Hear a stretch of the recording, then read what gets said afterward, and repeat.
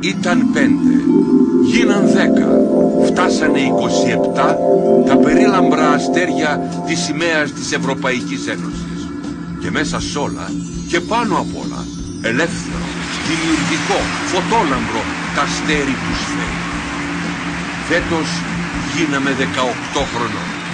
Με σφρίγος, δύναμη και πάντα πρωτοπόρες ιδέες πορευτήκαμε από το δυτικό άκρο της υπηρετικής Ευρώπης, το Βέλγιο, μέχρι την ανατολική της πλευρά, την Κωνσταντινούπολη, την παγωμένη πανέμορφη Φιλανδία, τη μικρούλα αλλά ελκυστική Λετονία και την ιστορική Αγία Πετρούπολη.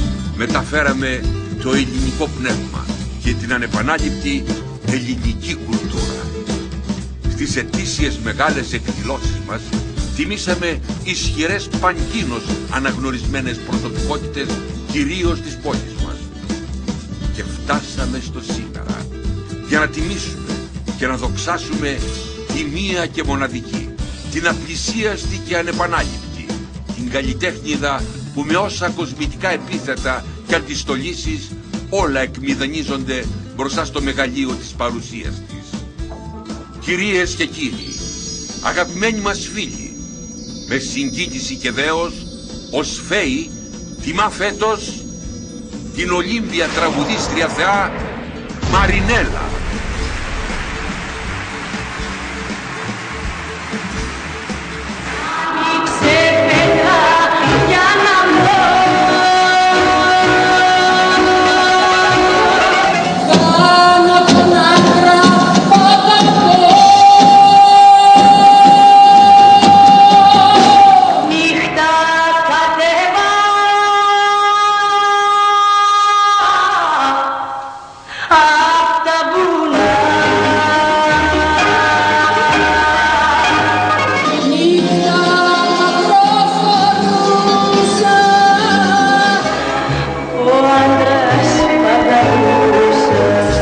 Άναψε φώτα, δες πως τίποτα δεν είναι όπως πρώτα.